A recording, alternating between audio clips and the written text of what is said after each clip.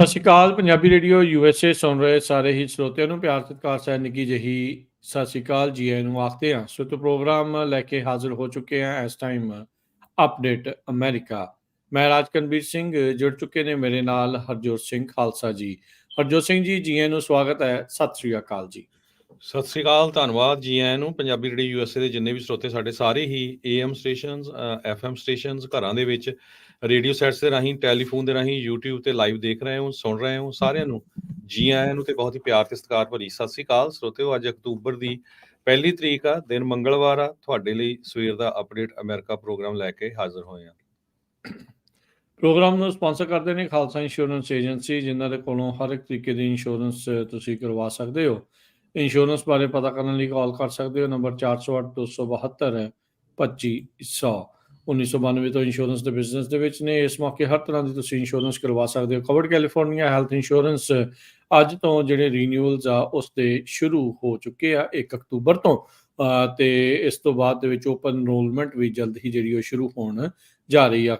ਤੁਸੀਂ ਘਰਾਂ ਦੀ ਇੰਸ਼ੋਰੈਂਸ ਕਰਵਾਉਣੀ ਚਾਹੁੰਦੇ ਹੋ, ਵਿਜ਼ਟਰ ਇੰਸ਼ੋਰੈਂਸ, ਲਾਈਫ ਇੰਸ਼ੋਰੈਂਸ ਕਰਵਾਉਣੀ ਹੈ ਤਾਂ ਕਾਲ ਕਰੋ 408 272 2500। ਸੋ ਹੈਲਥ ਇੰਸ਼ੋਰੈਂਸ ਕਵਰਡ ਕੈਲੀਫੋਰਨੀਆ ਦੇ ਲਈ ਵੀ ਤੁਸੀਂ ਇਹਨਾਂ ਦੇ ਨਾਲ ਸੰਪਰਕ ਕਰੋ। ਟਿਰਕੀਆਨਾ ਇਮੀਗ੍ਰੇਸ਼ਨ ਲਾ ਫਰਮ, US ਇਮੀਗ੍ਰੇਸ਼ਨ ਦਾ ਹੋਵੇ ਕਿਸੇ ਵੀ ਤਰੀਕੇ ਦਾ ਕੰਮ, ਕਾਲ ਅਟਰਨੀ ਜੇ ਟਿਰਕੀਆਨਾ 415 909 0503। Manjeet Singh Kular, Avtar Singh Manzil, Clovis, Satnam Singh Sunny Purewal, Amarjit Singh Dosanjh university, Lakhvir Singh Samra Texas, Gurmel Singh Laddar Bakersfield, Amarjit Singh Stockton, Sarabjit Singh Toor New Jersey, Harnek Singh Pawla Brenton Washington, H&M oil Ontario, Harjit Singh Lathrop, Gurmel Singh Balbir ਵਾਸੀ Elk Grove, Shamsher Singh Dhillon New York, Grewal travel services university, tax, payroll, visa, OCI card, passport ਦੀਆਂ ਸਰਵਿਸਿਜ਼ ਤੁਸੀਂ ਇਹਨਾਂ ਦੇ ਕੋਲੋਂ ਲੈ ਸਕਦੇ ਹੋ।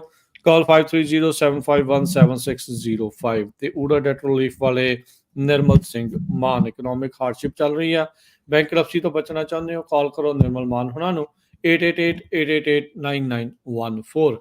ਇਹਨਾਂ ਸਾਰਿਆਂ ਦਾ ਧੰਨਵਾਦ। ਜੇ ਤੁਸੀਂ ਵੀ ਇਸ ਪ੍ਰੋਗਰਾਮ ਨੂੰ ਸਪਾਂਸਰ ਕਰਨਾ ਚਾਹੁੰਦੇ ਹੋ, ਸੰਪਰਕ ਕਰੋ 408 722 7698 ਦੇ ਉੱਤੇ। ਅੱਜ ਦੀਆਂ ਖਬਰਾਂ ਵੱਲ ਚੱਲੀਏ ਤੇ ਜਿਹੜਾ ਹਰੀਕੇਨ ਹਲੇਨ ਆਇਆ ਹੈਗਾ, ਉਸਨੇ ਜੋ ਤਬਾਹੀ ਦਾ ਮੰਜ਼ਰ ਅਮਰੀਕਾ ਦੇ ਵਿੱਚ 6 ਸਟੇਟਾਂ ਦੇ ਵਿੱਚ ਮਚਾਇਆ ਹੈਗਾ, ਉਹ ਆਪਾਂ ਕੱਲ ਵੀ ਤੁਹਾਡੇ ਨਾਲ ਕਾਫੀ ਡਿਸਕਸ ਕੀਤਾ ਸੀ। ਤੇ ਅੱਜ ਵੀ ਜੇ ਉਹਦੇ ਬਾਰੇ ਅਪਡੇਟ ਦਿੰਦੇ ਜਾਈਏ ਤੇ 500 ਮੀਲ ਲੰਮਾ ਜਿਹੜਾ ਏਰੀਆ ਜਿੱਥੇ ਇਸ ਤੂਫਾਨ ਨੇ ਤਬਾਹੀ ਮਚਾਈ ਹੈਗੀ ਆ। 48 ਘੰਟਿਆਂ ਦੇ ਵਿੱਚ ਕਹਿੰਦੇ ਪਈ ਇੱਦਾਂ ਦੀ ਸਿਚੁਏਸ਼ਨ ਬਣੀ ਆ, ਜਿੱਥੇ ਲੋਕ ਰਹਿੰਦੇ ਸੀ ਉਹ ਏਰੀਆ ਪਛਾਣ ਹੀ ਨਹੀਂ ਹੋ ਰਿਹਾ। ਡੈਮ ਹੜ੍ਹ ਗਏ, ਸੜਕਾਂ ਹੜ੍ਹ ਗਈਆਂ, ਲੋਕਾਂ ਦੇ ਘਰ ਹੜ੍ਹ ਗਏ, ਕਾਰਾਂ ਲੋਕਾਂ ਦੀਆਂ ਏਦਾਂ ਤੈਰ ਰਹੀਆਂ ਸੀ ਜਿੱਦਾਂ ਛੋਟੀਆਂ ਆਪਾਂ ਪੇਪਰ ਵਾਲੀਆਂ ਕਿਸ਼ਤੀਆਂ ਬਣਾਈਆਂ ਹੁੰਦੀਆਂ, ਉੱਦਾਂ ਪਾਣੀ ਦੇ ਵਿੱਚ ਤੈਰ ਰਹੀਆਂ ਹੋਣ। ਫਲੋਰੀਡਾ ਤੋਂ ਲੈ ਕੇ ਸਦਰਨ ਐਪਲੈਂਚੀਅਨਸ ਤੱਕ 500 ਮੀਲ ਦਾ ਇਹ ਏਰੀਆ ਬਣਦਾ ਹੈ, ਜਿੱਥੇ ਹੁਣ ਤੱਕ 130 ਲੋਕਾਂ ਦੀ ਮੌਤ ਕਨਫਰਮ ਹੋ ਚੁੱਕੀ ਆ। ਅੱਜ ਦੀ ਡੇਟ ਵਿੱਚ ਵੀ ਮਿਲੀਅਨਸ ਆਫ ਲੋਕ ਜਿਹੜੇ ਆ ਬਿਨਾਂ ਬਿਜਲੀ ਤੋਂ 6 ਸਟੇਟਾਂ ਦੇ ਵਿੱਚ ਜੀ ਰਹੇ ਹੈਗੇ। ਨਾ ਉਹਨਾਂ ਦੇ ਕੋਲ ਸਾਫ਼ ਪਾਣੀ ਆ, ਨਾ ਹੀ ਕੁਝ ਗਰਮ ਕਰਨ ਦੇ ਲਈ ਬਿਜਲੀ ਆ, ਤੇ ਸਿਚੁਏਸ਼ਨ ਜਿਹੜੀ ਆ ਬਹੁਤ ਜ਼ਿਆਦਾ ਜਿਹੜੀ ਆ ਖਰਾਬ ਬਣੀ ਹੋਈ ਹੈਗੀ ਆ। 15 ਫੁੱਟ ਤੱਕ ਦੀ ਜਿਹੜੀ ਆ ਸਰਜ ਸਮੁੰਦਰ ਦੀ ਉਹ ਬਹੁਤ ਸਾਰੇ ਏਰੀਏ 'ਚ ਦੇਖੀ ਗਈ ਆ। 14 ਇੰਚ ਤੋਂ ਲੈ ਕੇ 18 ਇੰਚ ਤੱਕ ਜਿਹੜਾ ਮੀਂਹ ਆ ਉਹ ਬਹੁਤ ਸਾਰੇ ਏਰੀਏ 'ਚ ਪਿਆ ਆ। ਟੈਂਪਾ ਵੇ ਏਰੀਏ ਦੇ ਵਿੱਚ ਜਿਹੜਾ ਪਾਣੀ ਆ 6-6 ਫੁੱਟ ਉੱਚਾ ਚੜ੍ਹ ਗਿਆ, ਜਿਹਦੇ ਨਾਲ ਲੋਕਾਂ ਦੇ ਘਰ ਤੇ ਕਾਰਾਂ ਪਾਣੀ ਦੇ ਵਿੱਚ ਪੂਰੀ ਤਰ੍ਹਾਂ ਡੁੱਬ ਗਈਆਂ। ਪਿਨਲਸ ਕਾਉਂਟੀ ਫਲੋਰੀਡਾ ਦੇ ਵਿੱਚ, ਜਿਹੜੀ ਵੈਸਟ ਆਫ ਟੈਂਪਾ ਦੇ ਵਿੱਚ ਆ, ਉੱਥੇ ਰੈਸਕਿਊਰਸ ਜਿਹੜੇ ਫਾਇਰ ਡਿਪਾਰਟਮੈਂਟ ਤੋਂ ਆ, ਉਹਨਾਂ ਨੇ ਬਹੁਤ ਸਾਰੇ ਲੋਕਾਂ ਨੂੰ ਪਾਣੀ ਦੇ ਵਿੱਚੋਂ, ਅੱਗਾਂ ਲੱਗੀਆਂ ਹੋਈਆਂ ਘਰਾਂ ਦੇ ਵਿੱਚੋਂ ਬਾਹਰ ਜਿਹੜਾ ਮੋਢਿਆਂ ਦੇ ਚੱਕ ਕੇ ਉਹਨਾਂ ਨੇ ਕੱਢਿਆ ਹੈਗਾ। ਪੂਰੀ ਤਰ੍ਹਾਂ ਜਿਹੜੀਆਂ ਤੁਸੀਂ ਵੀਡੀਓਜ਼ ਦੇਖੋ ਜਾਂ ਫੋਟੋਜ਼ ਦੇਖੋ, ਵੀ ਦੇਖ ਨਹੀਂ ਸਕਦੇ, ਇੰਨੀ ਜ਼ਿਆਦਾ ਜਿਹੜੀ ਤਬਾਹੀ ਆ ਉਹ ਮਚੀ ਹੋਈ ਆ। ਲੋਕਾਂ ਦੇ ਘਰ ਪਾਣੀ 'ਚ ਹੜ੍ਹ ਰਹੇ ਸੀ, ਲੋਕਾਂ ਦੇ ਘਰ ਜਿਹੜੇ ਉਲਟੇ ਹੋਏ ਪਏ ਸੀ।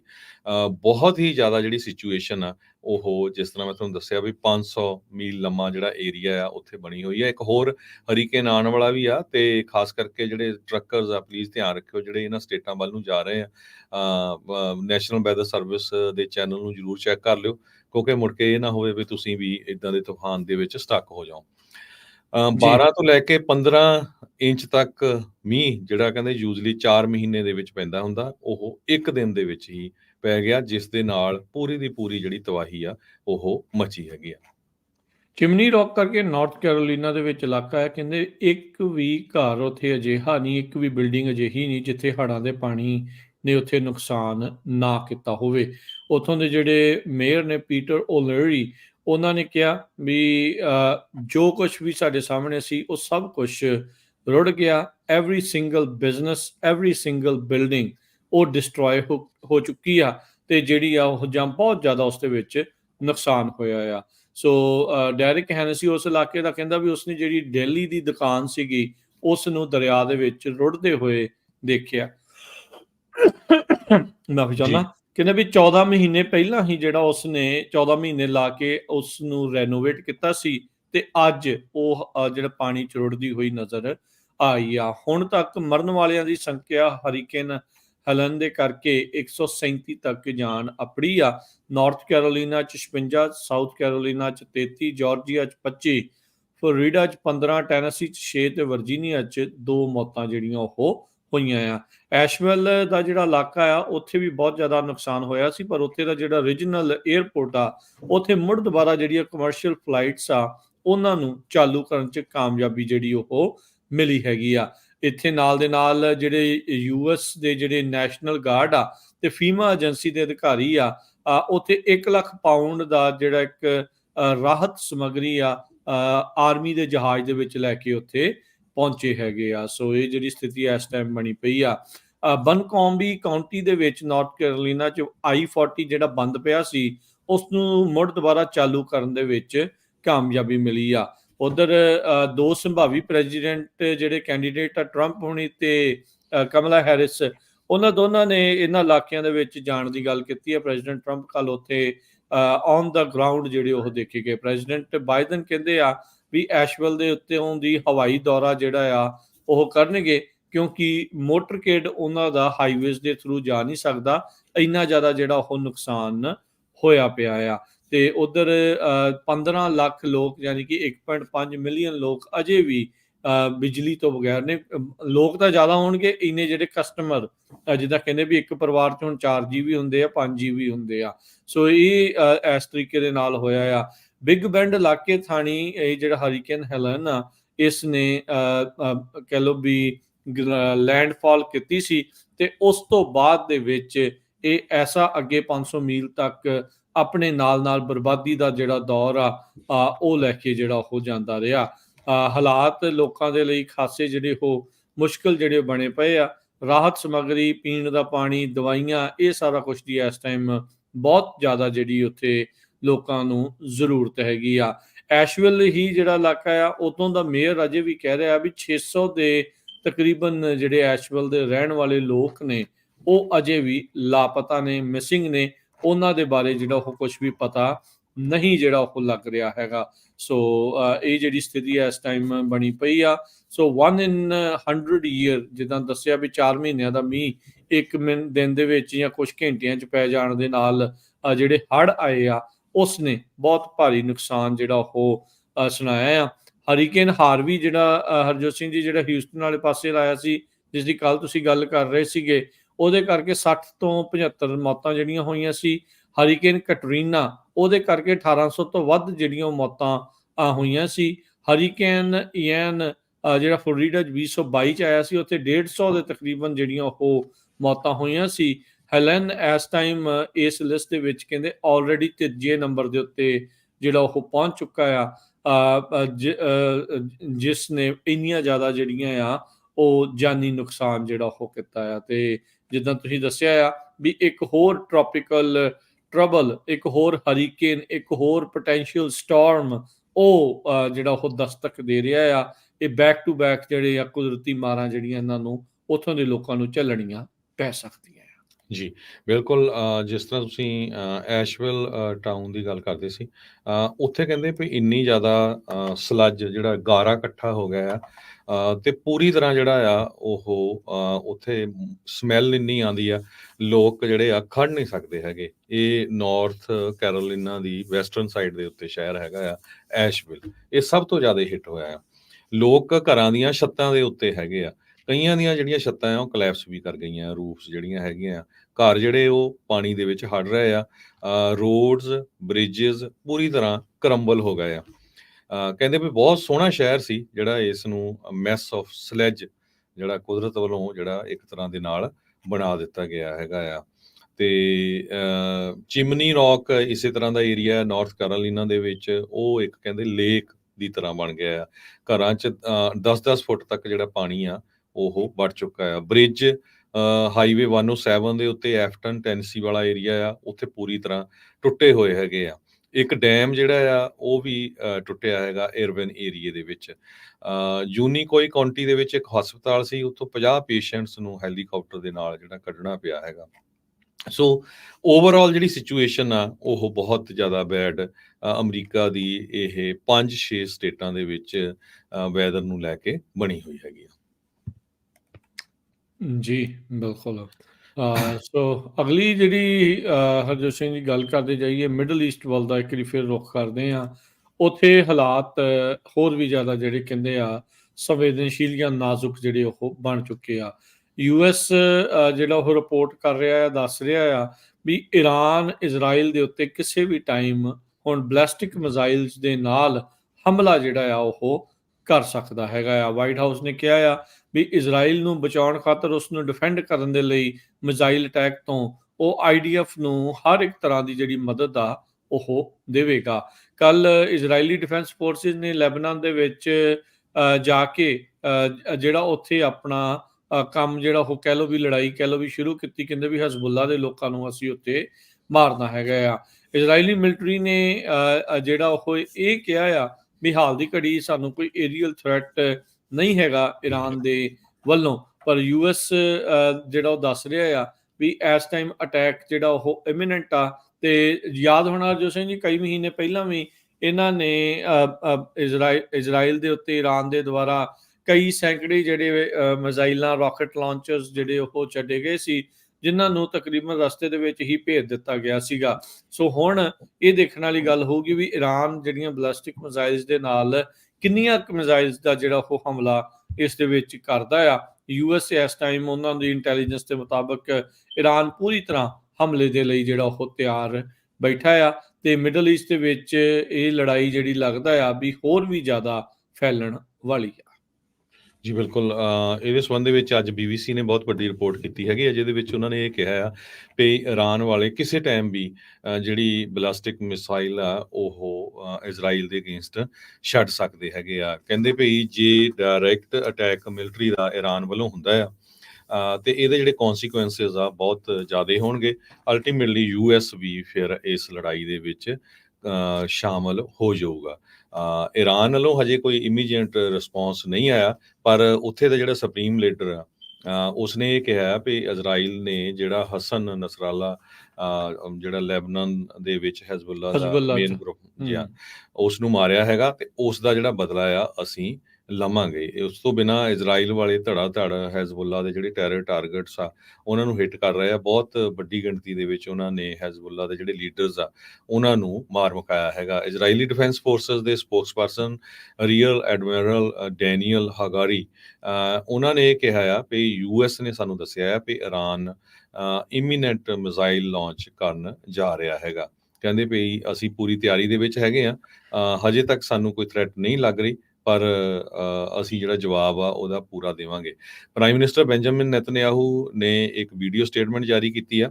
ਉਹਨਾਂ ਨੇ ਇਹ ਕਿਹਾ ਵੀ ਅਸੀਂ ਇਰਾਨਜ਼ ਐਕਸਿਸ ਆਫ ਈਵਲ ਦੇ ਅਗੇਂਸਟ ਕੈਂਪੇਨ ਚਲਾ ਰਹੇ ਹੈਗੇ ਆ। US secretary of state Tony Blinken ਉਹਨਾਂ ਨੇ ਇਹ ਕਿਹਾ ਵੀ ਅਸੀਂ ਮਿਡਲ ਈਸਟ ਦੇ ਵਿੱਚ ਜੋ ਵਾਪਰ ਰਿਹਾ ਬਹੁਤ ਕਲੋਜ਼ਲੀ ਵਾਚ ਕਰ ਰਹੇ ਹੈਗੇ ਆ, ਤੇ ਅਮਰੀਕਾ ਹਮੇਸ਼ਾ ਹੀ ਇਜ਼ਰਾਈਲ ਦੇ ਡਿਫੈਂਸ ਦੇ ਲਈ ਕਮਿਟਡ ਹੈਗਾ ਆ, ਤੇ ਅਸੀਂ ਇਹ ਜਿਹੜੀਆਂ ਡਿਵੈਲਪਮੈਂਟਸ ਆ ਮਿੰਟ ਬਾਈ ਮਿੰਟ ਇਸ ਨੂੰ ਵਾਚ ਕਰ ਰਹੇ ਹੈਗੇ। US ਮਿਲਟਰੀ ਸੈਂਟਰਲ ਕਮਾਂਡ ਨੇ ਅਨਾਉਂਸ ਕੀਤਾ ਵੀ 3 ਐਡੀਸ਼ਨਲ ਸਕੁਆਡਰਨਸ ਆਫ F-16 ਤੇ F-15E ਫਾਈਟਰ 에ਅਰਕ੍ਰਾਫਟ ਤੇ A-10 ਅਟੈਕ 에ਅਰਕ੍ਰਾਫਟ ਉਹ ਮਿਡਲ ਈਸਟ ਦੇ ਵਿੱਚ ਬਹੁਤ ਛੇਤੀ ਪਹੁੰਚ ਰਹੇ ਹੈਗੇ ਆ।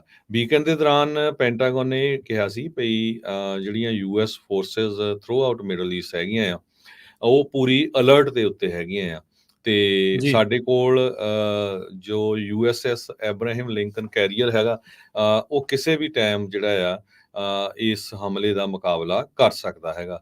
ਇਰਾਨ ਨੇ 300 ਤੋਂ ਵੱਧ ਡਰੋਨ ਤੇ ਮਿਜ਼ਾਈਲ ਅਟੈਕ ਕੀਤੇ ਸੀ ਇਜ਼ਰਾਈਲ ਦੇ ਅਗੇਂਸਟ, ਜਦੋਂ ਪਿਛਲੀ ਵਾਰੀ ਉਹਨਾਂ ਦਾ ਜਿਹੜਾ ਕੌਂਸਲੇਟ ਆਫਿਸ ਸੀਰੀਆ ਦੇ ਵਿੱਚ ਆ, ਉੱਥੇ ਇਜ਼ਰਾਈਲ ਵਾਲਿਆਂ ਨੇ ਬੰਬਾਰਡਮੈਂਟ ਕੀਤੀ ਸੀ।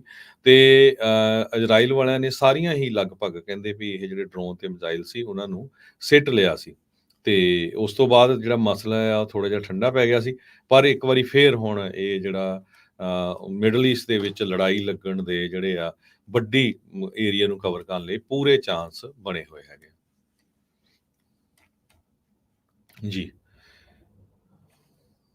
ਯੂਐਸ ਮਿਲਟਰੀ ਦੇ ਅਧਿਕਾਰੀ ਦੱਸਦੇ ਨੇ ਵੀ ਜਿਹੜੇ ਈਰਾਨ ਦੇ ਜਿਹੜੇ ਟਾਰਗੇਟ ਦੇ ਵਿੱਚ ਇਜ਼ਰਾਈਲ ਦੇ ਜਿਹੜੇ 에ਅਰ ਬੇਸ ਜਾਂ ਇੰਟੈਲੀਜੈਂਸ ਕਮਾਂਡ ਸੈਂਟਰ ਦੇ ਉੱਤੇ ਉਹ ਹਮਲਾ ਕਰ ਸਕਦੇ। ਯੂਐਸ ਨੇ ਕਿਹਾ ਵੀ ਅਸੀਂ ਪੂਰੀ ਤਰ੍ਹਾਂ ਇਜ਼ਰਾਈਲ ਦੇ 에ਅਰ ਡਿਫੈਂਸ ਦੇ ਲਈ ਵਚਨਬੱਧ ਹਾਂ ਤੇ ਉਸ ਦੀ ਜਿਹੜੀ ਸਪੋਰਟ ਆ ਉਹ ਕਰ ਰਹੇ ਹਾਂ। ਉਧਰ ਯੂਐਨ ਦੇ ਜਿਹੜੇ ਸਕੱਤਰ ਨੇ ਸੈਕਟਰੀ ਜਨਰਲ ਐਂਟੋਨੀਓ ਗੁਤਰੇਸ, ਉਹਨਾਂ ਨੇ ਕਿਹਾ ਵੀ ਤੁਰੰਤ ਜਿਹੜੀ ਆ ਉਹ ਸ਼ਾਂਤੀ ਉੱਥੇ ਬਹਾਲ ਹੋਣੀ ਚਾਹੀਦੀ ਆ, ਸੀਜ਼ ਫਾਇਰ ਜਿਹੜੀ ਆ ਉਹ ਉੱਥੇ ਹੋਵੇ। ਉਹਨਾਂ ਨੇ ਕਿਹਾ ਵੀ ਆਲ ਆਊਟ ਵਾਰ ਲੈਬਨਾਨ ਦੇ ਵਿੱਚ ਹਰ ਹੀਲੇ ਜਿਹੜੀ ਉਹ ਰੋਕੀ ਜਾਣੀ ਚਾਹੀਦੀ ਆ। ਲੈਬਨਾਨ ਦੇ ਜਿਹੜੇ ਪ੍ਰਾਈਮ ਮਿਨਿਸਟਰ ਨਜੀਬ ਮਿਕਾਤੀ, ਉਹ ਡਿਪਲੋਮੈਟਿਕ ਤਰੀਕੇ ਦੇ ਨਾਲ ਇਜ਼ਰਾਈਲ ਦੇ ਨਾਲ ਗੱਲ ਕਰਨ ਦੀ ਕੋਸ਼ਿਸ਼ ਕਰ ਰਹੇ ਆ, ਪਰ ਉਸ ਦਾ ਕੋਈ ਅਜੇ ਹਾਲ ਦੀ ਘੜੀ ਨਤੀਜਾ ਜਿਹੜਾ ਆ ਉਹ ਨਹੀਂ ਨਿਕਲ ਰਿਹਾ ਹੈਗਾ। ਉਧਰ ਇਜ਼ਰਾਈਲ ਦੀਆਂ ਡਿਫੈਂਸ ਫੋਰਸਿਸ ਦੱਸ ਰਹੀਆਂ ਆ ਵੀ ਅਸੀਂ ਕਹਿੰਦੇ ਵੀ ਵਾਕਿੰਗ ਡਿਸਟੈਂਸ ਦੇ ਉੱਤੇ ਲੈਬਨਾਨ ਇਜ਼ਰਾਈਲ ਦੇ ਬਾਰਡਰ ਤੇ ਜਿਹੜੇ ਗਰਾਊਂਡ ਅਫੈਂਸਿਵ ਆ ਆਪਣੇ ਜਿਹੜੀਆਂ ਰੇਡਾਂ ਆ ਉਹ ਉਹਨਾਂ ਨੇ ਮਾਰਨੀਆਂ ਸ਼ੁਰੂ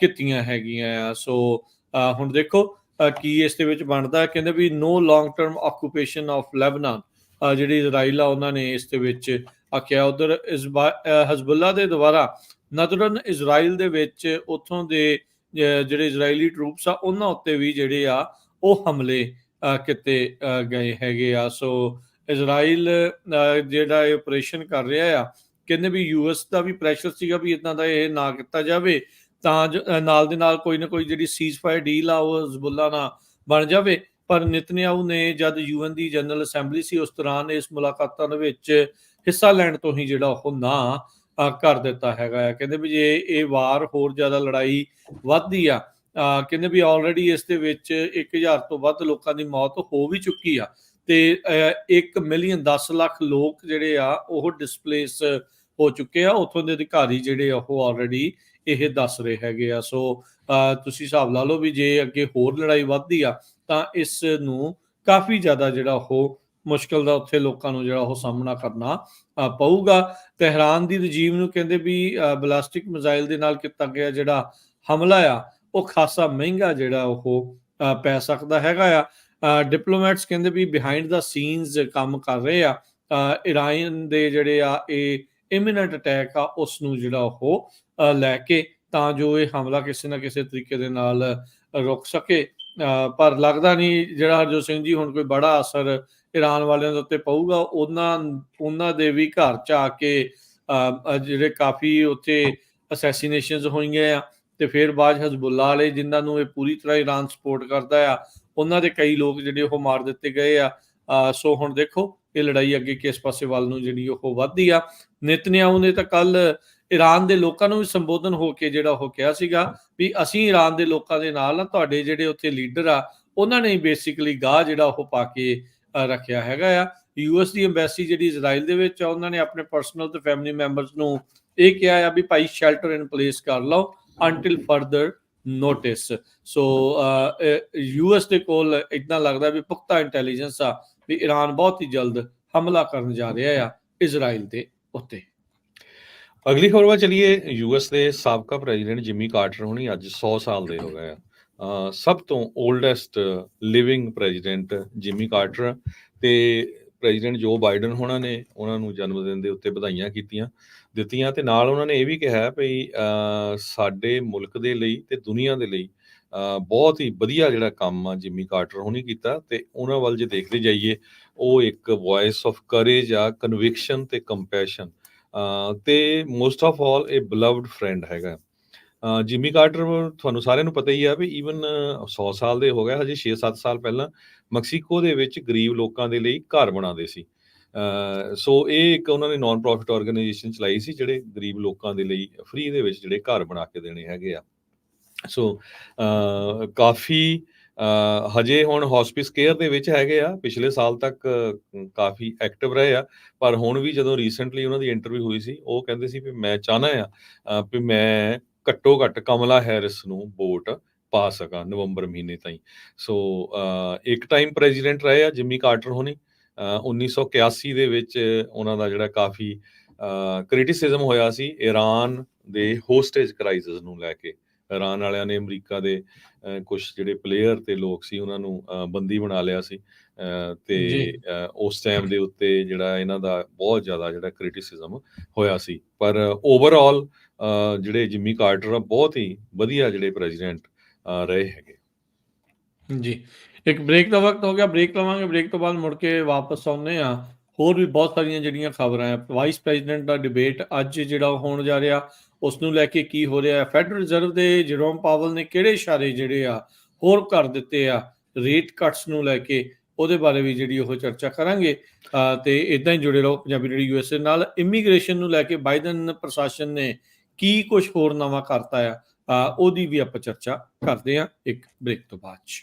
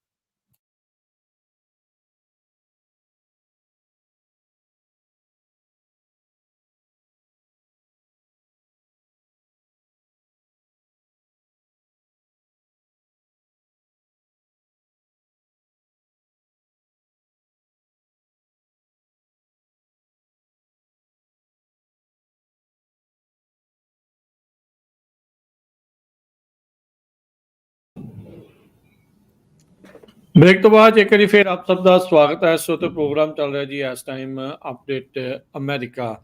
ਮੈਂ ਰਾਜਕਨਵੀਰ ਸਿੰਘ, ਜੁੜੇ ਹੋਏ ਨੇ ਮੇਰੇ ਨਾਲ ਹਰਜੋਤ ਸਿੰਘ ਖਾਲਸਾ ਜੀ। ਹਰਜੋਤ ਸਿੰਘ ਜੀ, ਜੀ ਆਇਆਂ ਨੂੰ ਇੱਕ ਵਾਰੀ ਫਿਰ ਸਵਾਗਤ ਹੈ। ਸਤਿ ਸ਼੍ਰੀ ਅਕਾਲ ਜੀ।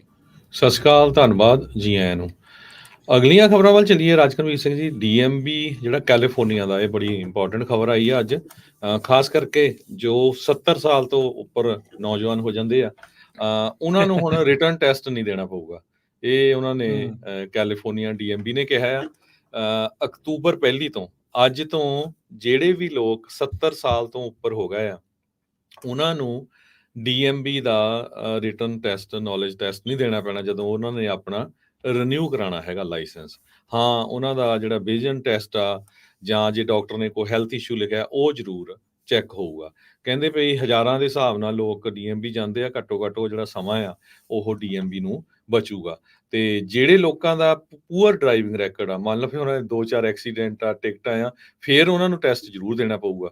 ਪਰ ਨਹੀਂ, ਜਿਹੜਾ ਆ ਉਹ ਟੈਸਟ ਕੈਲੀਫੋਰਨੀਆ ਦੇ ਡੀਐਮਬੀ ਦੇ ਵਿੱਚ ਨਹੀਂ ਦੇਣਾ ਪਊਗਾ। ਜਦੋਂ ਡੀਐਮਬੀ ਨੂੰ ਜਿਹੜੇ ਕੁਝ ਜਰਨਲਿਸਟ ਆ ਉਹਨਾਂ ਨੇ ਪੁੱਛਿਆ ਵੀ ਇਹ ਹੁਣ ਲਾ ਚੇਂਜ ਹੋਇਆ, ਉਹ ਕਹਿੰਦੇ ਵੀ ਲਾ ਨਹੀਂ ਸੀ, ਇਹ ਐਕਚੁਅਲੀ ਸਾਡੀ ਪਾਲਿਸੀ ਸੀਗੀ।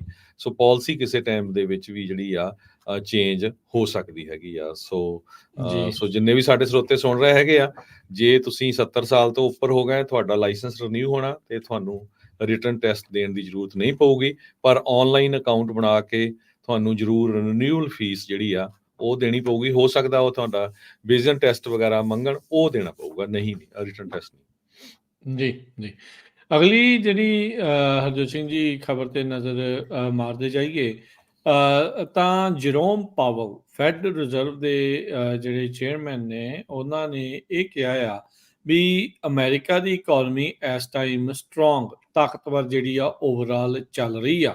ਤੇ ਨਾਲ ਉਹਨਾਂ ਨੇ ਥੋੜਾ ਜਿਹਾ ਕਿਆਸਰਾਈਆਂ ਲਾਈਆਂ, ਜਾਂ ਬਾਜ਼ਾਰ ਦੇ ਵਿੱਚ ਚਰਚਾ ਜਿਹੜੀ ਉਹ ਨਾਲ ਹੀ ਸ਼ੁਰੂ ਹੋ ਗਈ ਵੀ ਇਹ ਜਿਹੜੇ ਹੋਰ ਇੰਟਰਸਟ ਰੇਟ ਕੱਟਸ ਆ ਉਹ ਕਰ ਸਕਦੇ ਨੇ। ਕਹਿੰਦੇ ਵੀ further interest rates are likely. Central bank ਨੇ ਕਹਿੰਦੇ ਵੀ ਰੀਕੈਲੀਬ੍ਰੇਟ ਕਰਨਾ, ਮੁੜ ਦੁਬਾਰਾ ਇਸ ਨੂੰ ਮੋਨਿਟਰੀ ਪਾਲਿਸੀ ਦੇ ਵਿੱਚ ਚੇਂਜਸ ਜਿਹੜੀਆਂ ਉਹ ਲਿਆ ਰਹੇ ਨੇ। ਨੈਸ਼ਨਲ ਟੈਨੇਸੀ ਦੇ ਵਿੱਚ national association for business economics, ਉਹਦੇ ਵਿੱਚ ਸਪੀਚ ਕਰਦੇ ਹੋਏ ਉਹਨਾਂ ਨੇ ਜਿਹੜਾ ਉਹ ਕਿਹਾ ਵੀ, ਕਹਿੰਦੇ ਵੀ ਜਿਸ ਤਰੀਕੇ ਦੇ ਨਾਲ ਆਪਾਂ ਬੜੇ ਸਬਰ ਦੇ ਨਾਲ ਇਨਫਲੇਸ਼ਨ ਨੂੰ 2% ਤੇ ਲਿਆਉਣ ਦੇ ਲਈ ਇੰਤਜ਼ਾਰ ਜਿਹੜਾ ਉਹ ਕੀਤਾ ਆ, ਉਹਦੇ ਨਾਲ ਅੱਜ ਆਪਾਂ ਜਿਹੜੀ ਓਵਰਆਲ ਇਕੋਨਮੀ ਦੇ ਹਾਲਾਤ ਆ ਉਹ ਬੈਟਰ ਜਿਹੜੇ ਉਹ ਦੇਖ ਰਹੇ ਆ। ਕਹਿੰਦੇ ਵੀ ਜੌਬ ਮਾਰਕੀਟ ਕੂਲ ਡਾਊਨ ਵੀ ਹੋਈ ਆ, ਪਰ ਨਾਲ ਦੇ ਨਾਲ ਸਟਰੋਂਗ ਵੀ ਜਿਹੜੀ ਆ ਉਹ ਚੱਲ ਰਹੀ ਹੈਗੀ ਆ। ਸੋ ਨਵੰਬਰ ਮਹੀਨੇ ਦੇ ਵਿੱਚ ਜਿਹੜੀ ਅਗਲੀ ਮੀਟਿੰਗ ਹੋਣੀ ਆ, ਉਹਦੇ ਬਾਰੇ ਉਹਨਾਂ ਨੇ ਖੁੱਲ੍ਹ ਕੇ ਤਾਂ ਨਹੀਂ ਕੀਤਾ, ਪਰ ਹਾਂ ਉਹਨਾਂ ਨੇ ਇਹ ਜਿਹੜਾ ਉਹ ਜ਼ਰੂਰ ਕਿਹਾ ਆ ਵੀ ਆਉਂਦੇ ਇਸ ਸਾਲ ਦੇ ਵਿੱਚ ਹੀ, ਹੁਣ ਮਹੀਨੇ ਦਾ 2-3 ਹੀ ਰਹਿ ਗਏ ਆ, ਵੀ 2 ਇੰਟਰਸਟ ਰੇਟ ਕੱਟਸ ਜਿਹੜੇ ਆ ਉਹ ਹੋ ਸਕਦੇ। ਕੱਲ ਜਿੱਦਾਂ ਹਰਜੋਤ ਸਿੰਘ ਜੀ ਵੀ ਨਿਊਜ਼ ਸ਼ੇਅਰ ਕਰ ਰਹੇ ਸੀਗੇ ਵੀ ਕਈ ਜਾਣੇ ਕਹਿ ਰਹੇ ਸੀਗੇ ਵੀ 0.5% ਪੁਆਇੰਟ ਨੂੰ ਘਟਾ ਦੇਣਾ ਜ਼ਿਆਦਾ ਵੱਡਾ ਨੰਬਰ ਸੀਗਾ, ਪਰ ਉਹਨਾਂ ਨੇ ਕਿਹਾ ਵੀ ਜਿਹੜਾ ਲੋਅਰ ਕੀਤਾ ਸੀ ਇੰਟਰਸਟ ਰੇਟ ਅੱਧੇ ਪਰਸੈਂਟੇਜ ਪੁਆਇੰਟ ਦੇ ਨਾਲ, ਉਹ ਕਹਿੰਦੇ ਵੀ ਇੱਕ ਰੀਕੈਲੀਬ੍ਰੇਸ਼ਨ ਦਾ ਹੀ, ਸਾਡੀ ਪਾਲਿਸੀ ਨੂੰ ਮੁੜ ਦੁਬਾਰਾ ਚੇਂਜ ਕਰਨ ਦਾ ਹੀ ਜਿਹੜਾ ਇਹ ਹਿੱਸਾ ਸੀਗਾ। ਫਰਾਈਡੇ ਨੂੰ ਗਵਰਨਮੈਂਟ ਕਹਿੰਦੇ ਵੀ ਡਾਟਾ ਰਿਲੀਜ਼ ਕਰੂਗੀ ਮੰਥਲੀ ਇੰਪਲੋਇਮੈਂਟ ਨੰਬਰ ਸਤੰਬਰ ਦੇ, ਜਿਹਦੇ ਵਿੱਚ ਇਹ ਕਿਆਸਰਾਈਆਂ ਲਾਈਆਂ ਜਾ ਰਹੀਆਂ ਵੀ 1,56,000 ਨਵੀਆਂ ਜੌਬਸ ਜਿਹੜੀਆਂ ਉਹ ਐਡ ਹੋਈਆਂ ਹੋ ਸਕਦੀਆਂ ਆ। ਤੇ ਅਗਸਤ ਮਹੀਨੇ ਦੇ ਵਿੱਚ ਇਹ ਆંકੜਾ 142 ਤੇ ਸੀਗਾ, ਪਰ ਇਹ ਅਜੇ ਆਉਣਾ ਆ। ਇਹ ਅਨਅਧਿਕਾਰਿਤ ਆંકੜਾ ਕਹਿ ਲਓ ਵੀ ਡਾਓ ਜੋਨ ਜਿਹੜਾ ਆ ਉਹ ਸੋਚ ਰਿਹਾ ਹੈਗਾ ਆ। ਡਾਓ ਜੋਨ ਇੰਡਸਟਰੀਅਲ ਐਵਰੇਜ ਕਹਿੰਦੇ ਵੀ 200 ਪੁਆਇੰਟ ਡਿੱਗ ਪਿਆ ਜਦ ਇਹਨਾਂ ਨੇ ਇਸ ਦੇ ਬਾਰੇ ਜਿਹੜੀ ਇਹ ਗੱਲ ਆਖੀ। ਮਾਰਕੀਟਸ ਨੂੰ ਲੱਗਾ ਵੀ ਬੜੇ ਅਗਰੈਸਿਵਲੀ ਇੰਟਰਸਟ ਰੇਟ ਕੱਟਸ ਜਿਹੜੇ ਆ ਇਹਨਾਂ ਨੇ ਕਰਨੇ ਸ਼ੁਰੂ ਜਿਹੜੇ ਉਹ ਕਰ ਦਿੱਤੇ ਆ। ਨੋ ਡਾਊਟ ਜਿਨ੍ਹਾਂ ਨੇ ਰੀਸੈਂਟਲੀ ਪਿਛਲੇ ਮਹੀਨਿਆਂ ਦੇ ਵਿੱਚ ਜਿਨ੍ਹਾਂ ਨੇ ਘਰ ਖਰੀਦੇ ਆ ਜਾਂ ਜਿਨ੍ਹਾਂ ਨੇ ਲੋਨਸ ਲਏ ਆ, ਜੇ ਇੰਟਰਸਟ ਰੇਟ ਦਾ ਦਰ 2 ਵਾਰੀ ਹੋਰ ਘਟਦਾ ਆ, ਹੋਰ ਇੰਟਰਸਟ ਕੱਟਸ ਆਉਂਦੇ ਆ, ਇਸ ਵਾਰ ਮੰਨ ਵੀ ਲਿਆ ਜਾਵੇ ਵੀ ਕੁਆਟਰ ਪੁਆਇੰਟ ਜਾਂ 25 ਬੇਸਿਸ ਪੁਆਇੰਟ 2 ਵਾਰੀ ਘਟਦੇ ਆ, ਤਾਂ ਓਵਰਆਲ 1% ਪੁਆਇੰਟ ਜਿਹੜਾ ਆ ਉਹ ਇੰਟਰਸਟ ਰੇਟ ਕੱਟ ਇਸ ਸਾਲ ਦੇ ਐਂਡ ਤੱਕ ਹੋਣ ਦੀ ਜਿਹੜੀ ਸੰਭਾਵਨਾ ਆ ਉਹ ਲੱਗ ਰਹੀ ਆ। ਇਸ ਤੋਂ ਪਹਿਲਾਂ ਫੈਡ ਦੇ ਜਿਹੜੇ ਗਵਰਨਰ ਮਿਸ਼ੇਲ ਬੋਮੈਨ ਨੇ ਜਾਰਜੀਆ ਦੀ ਮੀਟਿੰਗਸ ਦੇ ਵਿੱਚ ਉਹਨਾਂ ਨੇ ਜਿਹੜਾ ਇਹ ਗੱਲ ਆਖੀ ਸੀਗੀ ਵੀ ਉਹਨਾਂ ਨੇ ਵੋਟ ਕੀਤਾ ਸੀਗਾ ਮੋਨਿਟਰੀ ਪਾਲਿਸੀ ਨੂੰ ਲੈ ਕੇ ਵੀ ਇੰਟਰਸਟ ਰੇਟ ਜਿਹੜੇ 50 ਬੇਸਿਸ ਪੁਆਇੰਟ ਦੇ ਉਲਟ ਕੀਤਾ ਸੀਗਾ ਵੀ ਨਹੀਂ ਇੰਨੀ ਜ਼ਿਆਦਾ ਜਿਹੜਾ ਉਹ ਨਹੀਂ ਜਿਹੜਾ ਉਹ ਘਟਾਉਣਾ ਚਾਹੀਦਾ। ਪਰ ਹੁਣ ਉਹ ਕਹਿ ਰਹੇ ਉਹ ਵੀ ਕਹਿ ਰਹੇ ਆ ਵੀ ਜਿੱਦਾਂ ਦਾ ਇਕਨੋਮਿਕ ਇਨਵਾਇਰਨਮੈਂਟ ਹੈ ਇਸ ਟਾਈਮ ਅਰਥਚਾਰਾ ਬਣਿਆ ਪਿਆ ਆ ਵੀ ਕਹਿੰਦੇ ਵੀ ਅਜੇ ਤੱਕ ਕੋਈ ਸਾਨੂੰ ਸਾਈਨ ਨਹੀਂ ਨਜ਼ਰ ਆ ਰਿਹਾ ਵੀ ਮਟੀਰੀਅਲ ਜਿਹੜਾ ਉਹ ਵੀਕ ਹੋ ਜਾਊਗਾ ਜਾਂ ਜੇ ਰੇਟ ਕਟਿੰਗ ਸਾਈਕਲ ਆਪਾਂ ਜੇ ਸ਼ੁਰੂ ਵੀ ਕਰਦੇ ਆ ਤਾਂ ਉਹਦੇ ਨਾਲ ਕੋਈ ਮੁਸ਼ਕਲਾਂ ਆਉਣਗੀਆਂ। ਉਹ ਹੁਣ ਸਾਨੂੰ ਮੁਸ਼ਕਲਾਂ ਜਿਹੜੀਆਂ ਉਹ ਘੱਟ ਨਜ਼ਰ ਆ ਰਹੀਆਂ ਆ। ਇਨਫੈਕਟ ਇਕਨੋਮੀ ਜਿਹੜੀ ਇਸ ਦੇ ਨਾਲ ਹੋਰ ਬੈਟਰ ਜਿਹੜੀ ਉਹ ਹੋਊਗੀ। So let's see Jerome Powell ਹੋਣਾ ਦੀ ਇਹ ਜਿਹੜੀ ਭਵਿੱਖਬਾਣੀ ਆ ਕਿੰਨੀ ਕੁ ਸੱਚੀ ਜਿਹੜੀ ਆ ਉਹ ਸਾਬਤ ਹੁੰਦੀ ਆ। ਪਰ ਦੋ ਹੋਰ ਇੰਟਰਸਟ ਰੇਟ ਕੱਟਸ ਦੇ ਲਈ ਲੋਕ ਜਿਹੜੇ ਆ ਉਹ ਬੇਸਿਕਲੀ ਤਿਆਰੀ ਵਿੱਢੀ ਬੈਠੇ ਨੇ। ਬਿਲਕੁਲ। ਸੋ ਇਹਦੇ ਨਾਲ ਹੀ ਜੇ ਰਿਲੇਟਡ ਖਬਰ ਸਾਂਝੀ ਕਰੀਏ ਤੇ ਜਿਹੜੀ ਸਟਾਕ ਮਾਰਕੀਟ ਜੇ ਅੱਜ ਦੀ ਗੱਲ ਕਰਦੇ ਜਾਈਏ, ਨੈਸਡੈਕ ਜੋ ਆ ਉਹ ਡਾਊਨ ਗਿਆ ਆ ਕਿਉਂਕਿ ਜਿਹੜਾ ਜੌਬ ਤੇ ਇਕਨੋਮਿਕ ਡਾਟਾ ਆ ਉਹ ਮਿਕਸ ਆਇਆ ਆ ਤੇ ਆਇਲ ਦੀਆਂ ਜਿਹੜੀਆਂ ਗੈਸ ਦੀਆਂ ਪ੍ਰਾਈਸਿਸ ਆ ਉਹ ਅਪ ਗਈਆਂ ਹੈਗੀਆਂ ਕਿਉਂਕਿ ਇਰਾਨ ਮਿਸਲ ਅਟੈਕ ਦੀ ਤਿਆਰੀ ਕਰ ਰਿਹਾ ਆ ਤੇ ਜੇ ਹੁੰਦਾ ਆ ਤੇ ਉਹਦੇ ਨਾਲ ਜਿਹੜੀਆਂ ਗੈਸ ਦੀਆਂ ਪ੍ਰਾਈਸਿਸ ਹੋਰ ਉੱਪਰ ਜਾਣਗੀਆਂ। ਫਰੈਸ਼ ਜੌਬ ਤੇ ਮੈਨੂਫੈਕਚਰਿੰਗ ਡਾਟਾ ਜਿਹੜਾ ਹੈ ਉਹਦੇ ਨਾਲ ਥੋੜ੍ਹੀ ਜਿਹੀਆਂ ਜੌਬਸ ਅਪ ਗਈਆਂ ਪਰ ਓਵਰਆਲ ਕਹਿੰਦੇ ਪਈ ਹਜੇ ਵੀ ਅਮਰੀਕਾ ਦੇ ਵਿੱਚ 8.04 ਮਿਲੀਅਨ ਜੌਬਸ ਅਵੇਲੇਬਲ ਹੈਗੀਆਂ ਆ। ਜੁਲਾਈ ਮਹੀਨੇ ਦੇ ਵਿੱਚ 7.71 ਮਿਲੀਅਨ ਜੌਬਸ ਅਵੇਲੇਬਲ ਸੀਗੀਆਂ ਜੀ। ਤੇ ਅਗਲੀ ਖਬਰ ਵੱਲ ਚਲੀਏ। ਆਪਾਂ ਪਿਛਲੇ ਦਿਨਾਂ 'ਚ ਵੀ ਖਬਰਾਂ ਸਾਂਝੀਆਂ ਕੀਤੀਆਂ ਸੀ ਪਈ ਇੰਡੀਆ ਦੇ ਵਿੱਚ ਜਿਹੜੇ ਅਮਰੀਕਨ ਕੌਂਸਲੇਟ ਆਫਿਸ ਆ ਉੱਥੇ ਬਹੁਤ ਸਾਰੇ ਲੋਕ ਅਪੁਆਇੰਟਮੈਂਟਸ ਬਣਾਉਣ ਦੀ ਕੋਸ਼ਿਸ਼ ਕਰਦੇ। ਕਿਸੇ ਨੇ ਵਿਜ਼ਟਰ ਵੀਜ਼ਾ ਲੈਣਾ, ਕਿਸੇ ਨੇ ਸਟੂਡੈਂਟ ਵੀਜ਼ਾ, ਕਿਸੇ ਨੇ H1 ਜਾਂ ਹੋਰ। ਜੋ ਉੱਥੇ ਕਰਪਟ ਜਿਹੜੇ ਕੰਸਲਟੈਂਟਸ ਆ ਉਹ ਕੰਪਨੀਆਂ ਆ ਉਹਨਾਂ ਨੇ ਆਲਰੇਡੀ ਜਿਹੜੀਆਂ ਆਕੂਪਾਈ ਕਰ ਲੈਂਦੇ ਆ ਉਹ ਅਪੁਆਇੰਟਮੈਂਟਸ ਤੇ ਉਹਨਾਂ ਨੂੰ ਬਾਅਦ ਦੇ ਵਿੱਚ ਸੈੱਲ ਕਰਦੇ ਆ। ਕੋਈ 40,000 ਕੋਈ 50,000 ਕੋਈ ਲੱਖ ਰੁਪਈਏ ਤਾਈਂ ਸ਼ਰੇਆਮ ਜਿੱਦਾਂ ਫਰਾਡ ਚੱਲ ਰਿਹਾ ਹੈਗਾ। ਸੋ ਇਹ ਬਹੁਤ ਸਾਰੇ ਲੋਕ ਕੰਪਲੇਨ ਵੀ ਕਰ ਰਹੇ ਆ। ਸਾਡੇ ਆਫਿਸ ਵੀ ਕਾਲਾਂ ਆਈਆਂ ਸੀ ਵੀ ਕਿੱਥੇ ਕੰਪਲੇਨ ਕੀਤੀ ਜਾਵੇ। ਤੁਸੀਂ ਜਿਹੜਾ ਇੰਡੀਆ ਦੇ ਵਿੱਚ US ਦੇ ਅੰਬੈਸਡਰ ਹੈਗੇ ਆ ਐਰਿਕ ਗਾਰਸੈਟੀ, ਉਹਨਾਂ ਨੂੰ ਈਮੇਲ ਕਰ ਸਕਦੇ ਹੋ, ਲਿਖ ਸਕਦੇ ਹੋ। ਪਰ ਅੱਜ US ਦੀ ਜਿਹੜੀ ਅੰਬੈਸੀ ਆ ਉਹਨਾਂ ਨੇ ਇੰਡੀਆ ਦੇ ਵਿੱਚ ਅਨਾਊਂਸ ਕੀਤਾ ਵੀ ਉਹ 2.5 ਲੱਖ ਵੀਜ਼ਾ ਅਪੁਆਇੰਟਮੈਂਟਸ ਜਿਨ੍ਹਾਂ ਦੇ ਵਿੱਚ ਟਰੈਵਲਰਸ ਆ, ਟੂਰਿਸਟਸ ਆ, ਸਕਿਲਡ ਵਰਕਰਸ ਆ, ਸਟੂਡੈਂਟਸ ਉਹ ਹੋਰ ਐਡ ਕਰਨ ਜਾ ਰਹੇ ਆ। ਸੋ ਇਹਦੇ ਨਾਲ ਤਾਂ ਕਿ ਥੋੜ੍ਹੀ ਜਿਹੀ ਲੋਕਾਂ ਨੂੰ ਜਿਹੜੀ ਸੌਖ ਆ ਉਹ ਮਿਲ ਜਾਵੇ। 1.2 ਮਿਲੀਅਨ ਇੰਡੀਅਨ ਟਰੈਵਲਰਸ ਜਿਹੜੇ ਆ ਉਹ ਇਸ ਸਾਲ ਦੇ ਵਿੱਚ USA 'ਚ ਟਰੈਵਲ ਕਰ ਚੁੱਕੇ ਹੈਗੇ ਆ ਜਨਵਰੀ ਤੋਂ ਲੈ ਕੇ ਸਤੰਬਰ 30 ਤਾਈਂ। ਸੋ 12 ਲੱਖ ਦੇ ਕਰੀਬ ਤੇ 35% ਇਨਕਰੀਜ਼ ਹੋਇਆ ਪਿਛਲੇ ਸਾਲ ਨਾਲੋਂ। 6 ਮਿਲੀਅਨ ਇੰਡੀਅਨਸ ਦੇ ਕੋਲ ਆਲਰੇਡੀ ਨਾਨ ਇਮੀਗ੍ਰੈਂਟ ਵੀਜ਼ਾ ਹੈਗਾ ਟੂ ਵਿਜ਼ਿਟ US ਤੇ ਕਹਿੰਦੇ ਹਰ ਰੋਜ਼ ਹਜ਼ਾਰਾਂ ਦੀ ਗਿਣਤੀ ਦੇ ਵਿੱਚ ਜਿਹੜਾ US ਕੌਂਸਲੇਟ ਆਫਿਸ ਆ ਇੰਡੀਆ ਦੇ ਵਿੱਚ ਉਹ ਵੀਜ਼ੇ ਇਸ਼ੂ ਕਰਦਾ ਹੈਗਾ। ਜਿਹੜੇ US ਦੇ ਇਨਵੈਸਟਰ ਆ ਇੰਡੀਆ ਨੂੰ ਐਰਿਕ ਗਾਰਸੈਟੀ ਹੋਣੀ ਉਹਨਾਂ ਨੇ ਕਿਹਾ ਵੀ ਪ੍ਰਾਈਮ ਮਿਨਿਸਟਰ ਨਰਿੰਦਰ ਮੋਦੀ ਤੇ ਪ੍ਰੈਜ਼ੀਡੈਂਟ ਜੋ ਬਾਈਡਨ ਹੋਣਾ ਨੇ ਜਿਹੜਾ ਵੀਜ਼ਾ ਪ੍ਰੋਸੈਸ ਨੂੰ ਇੰਪਰੂਵ ਕਰਨ ਦੀ ਜਿਹੜੀ ਗੱਲਬਾਤ ਪਿਛਲੇ ਦਿਨਾਂ ਦੇ ਵਿੱਚ ਕੀਤੀ ਸੀ ਤੇ ਉਸੇ ਕਰਕੇ ਕਹਿੰਦੇ ਵੀ ਅਸੀਂ ਜਿਹੜੇ ਆ 2.5 ਲੱਖ ਵੀਜ਼ਾ ਅਪੁਆਇੰਟਮੈਂਟਸ ਹੋਰ ਐਡ ਕੀਤੀਆਂ ਹੈਗੀਆਂ। ਸੋ ਉਹ ਕਹਿੰਦੇ ਵੀ 4 ਕੌਂਸਲੇਟ ਆਫਿਸਸ ਇੰਡੀਆ ਦੇ ਵਿੱਚ ਕਹਿੰਦੇ ਵੀ ਪੂਰੇ ਲਗਾਤਾਰ ਟਾਇਰਲੈਸਲੀ ਉਹ ਕੰਮ ਕਰ ਰਹੇ ਆ ਵੀ ਜਿੰਨੀ ਜ਼ਿਆਦਾ ਡਿਮਾਂਡ ਆ ਉਸ ਨੂੰ ਕਵਰ ਕਰਨ ਦੇ ਲਈ। ਸੋ ਇਹ ਗੋਡਾ ਕਈ ਲੋਕਾਂ ਨੂੰ ਜਿਹੜੀਆਂ ਨਹੀਂ ਅਪੁਆਇੰਟਮੈਂਟ ਮਿਲਦੀਆਂ ਹੋਪਫੁਲੀ 2.5 ਲੱਖ ਹੋਰ ਇਹਨਾਂ ਨੇ ਐਡ ਕੀਤੀਆਂ ਹੈਗੀਆਂ ਤੇ ਉਹਦੇ ਨਾਲ ਲੋਕਾਂ ਨੂੰ ਅਪੁਆਇੰਟਮੈਂਟਸ ਮਿਲਣਗੀਆਂ ਜੀ। ਹਰਜੋਤ ਸਿੰਘ ਜੀ, ਬ੍ਰੇਕਿੰਗ ਨਿਊਜ਼ ਆ ਰਹੀ ਆ, ਈਰਾਨ ਨੇ ਹਮਲਾ ਸ਼ੁਰੂ ਕਰ ਦਿੱਤਾ ਹੈ। ਮਿਜ਼ਾਈਲਸ ਜਿਹੜੀਆਂ ਉਹ ਲਾਂਚ ਕਰ ਦਿੱਤੀਆਂ ਆ ਇਜ਼ਰਾਈਲ ਦੇ ਵੱਲ ਨੂੰ। ਇਜ਼ਰਾਈਲੀ ਡਿਫੈਂਸ ਫੋਰਸਿਸ ਨੇ ਇਸ ਚੀਜ਼ ਦੀ ਪੁਸ਼ਟੀ ਜਿਹੜੀ ਉਹ ਕੀਤੀ ਆ। ਕਹਿੰਦੇ ਇਜ਼ਰਾਈਲ ਦੇ ਵਿੱਚ ਇਸ ਟਾਈਮ ਸਾਇਰਨਸ ਜਿਹੜੇ ਆ ਉਹ ਗੂੰਜ ਰਹੇ ਨੇ। ਮਿਡਲ ਈਸਟ ਦੇ ਵਿੱਚ ਇਹ ਇੱਕ ਅਜਿਹਾ ਮੰਜ਼ਰ ਜਿਹੜਾ ਉਹ ਬਣਿਆ ਜਿਸ ਤੋਂ ਬਾਅਦ ਦੇ ਵਿੱਚ ਹਾਲਾਤ ਉੱਥੇ ਹੋਰ ਵੀ ਜ਼ਿਆਦਾ ਵਿਗੜ ਸਕਦੇ ਨੇ। ਇਜ਼ਰਾਈਲ ਦੇ ਉੱਤੇ ਈਰਾਨ ਦੇ ਦੁਆਰਾ ਮਿਜ਼ਾਈਲ ਲਾਂਚ ਜਿਹੜੀਆਂ ਉਹ ਕਰ ਦਿੱਤੀਆਂ ਗਈਆਂ ਆ। ਉਧਰ ਇਜ਼ਰਾਈਲ ਦੀ ਨੈਸ਼ਨਲ ਐਮਰਜੈਂਸੀ ਸਰਵਿਸ ਨੇ ਕਿਹਾ ਆ ਜਾਫਾ ਨੇਬਰਹੁੱਡ ਦੇ ਵਿੱਚ ਤੈਲ ਅਵੀਵ ਦੇ ਵਿੱਚ ਸ਼ੂਟਿੰਗ ਅਟੈਕ ਉੱਥੇ ਹੋਇਆ ਜਿਸ ਦੇ ਵਿੱਚ ਕਈ ਕੈਜੂਅਲਟੀਜ਼ ਹੋਈਆਂ, ਕਈਆਂ ਦੇ ਮਾਰੇ ਜਾਣ ਦੀ ਜਿਹੜੀ ਖਬਰ ਆ ਉੱਥੇ ਆਈ ਹੈਗੀ ਆ। ਉਧਰ ਟਰਕੀ ਨੇ ਲੈਬਨਾਨ ਦੇ ਵਿੱਚੋਂ ਆਪਣੇ ਜਿਹੜੇ ਸਿਟੀਜ਼ਨਸ ਆ ਉਹਨਾਂ ਨੂੰ ਜਿਹੜਾ ਉਹ ਕੱਢਣ ਦੀ ਜਿਹੜੀ ਤਿਆਰੀ ਆ ਉਹ ਵਿੱਢ ਲਈ ਹੈਗੀ ਆ। ਜਿਹੜੀ ਇਹ ਈਰਾਨ ਨੇ ਹੁਣ ਹਮਲਾ ਸ਼ੁਰੂ ਕੀਤਾ ਆ ਇਜ਼ਰਾਈਲ ਦੇ ਉੱਤੇ, ਇਹ ਕਿੰਨੀਆਂ ਮਿਜ਼ਾਈਲਸ ਲਾਂਚ ਕੀਤੀਆਂ ਆ, ਕਿੰਨੇ ਥਾਵਾਂ ਦੇ ਉੱਤੇ ਆ, ਇਹ ਜਿਹੜੀ ਦੇਖਣ ਵਾਲੀ ਜਿਹੜੀ ਉਹ ਗੱਲ ਜਿਹੜੀ ਉਹ ਹੋਵੇਗੀ। ਪਰ IDF ਇਸ ਟਾਈਮ ਇਜ਼ਰਾਈਲੀਆਂ ਨੂੰ ਕਹਿ ਰਿਹਾ ਆ ਵੀ ਜਿਹੜੀਆਂ ਪ੍ਰੋਟੈਕਟਡ ਸਪੇਸਿਸ ਆ ਉੱਥੇ ਜਿਹੜਾ ਉਹ ਜਾਣਾ ਸ਼ੁਰੂ ਕਰ ਦੇਵੋ। ਇਸ ਟਾਈਮ ਈਰਾਨ ਦੇ ਦੁਆਰਾ ਇਜ਼ਰਾਈਲ ਦੇ ਉੱਤੇ ਜਿਹੜੀਆਂ ਮਿਜ਼ਾਈਲਸ ਆ ਉਹ ਲਾਂਚ ਕਰ ਦਿੱਤੀਆਂ ਗਈਆਂ ਹੈਗੀਆਂ ਆ। ਸੋ ਇਹ ਹੁਣੇ ਕੁਝ ਮਿੰਟ ਪਹਿਲਾਂ ਹੀ ਜਿਹੜਾ ਇਹ ਹੋਇਆ ਆ। ਇਜ਼ਰਾਈਲ ਡਿਫੈਂਸ ਫੋਰਸਿਸ ਨੇ ਜਿੱਥੇ ਵੀ ਇਜ਼ਰਾਈਲੀ ਰਹਿ ਰਹੇ ਆ ਉਹਨਾਂ ਨੂੰ ਸੁਰੱਖਿਅਤ ਥਾਵਾਂ ਦੇ ਉੱਤੇ ਜਾਣ ਦੇ ਲਈ ਜਿਹੜਾ ਉਹ ਆਖ ਦਿੱਤਾ ਹੈਗਾ ਆ। ਸੋ ਕਹਿੰਦੇ ਵੀ ਕੋਸ਼ਿਸ਼ ਪਤਾ ਨਹੀਂ ਹੁਣ ਮਿੰਟਾਂ 'ਚ ਘੰਟਿਆਂ 'ਚ ਕਦੋਂ ਤੱਕ ਜਿਹੜੀਆਂ ਇਹ ਮਿਜ਼ਾਈਲਸ ਆ ਇਜ਼ਰਾਈਲ ਤੱਕ ਪਹੁੰਚਦੀਆਂ ਆ, ਤੇ ਇਜ਼ਰਾਈਲ ਦਾ ਜਿਹੜਾ ਆਇਰਨ ਡੋਮ ਆ ਇਸ ਦਾ ਕਿਸ ਤਰੀਕੇ ਦੇ ਨਾਲ ਜਵਾਬ ਜਿਹੜਾ ਉਹ ਦੇ ਪਾਊਗਾ।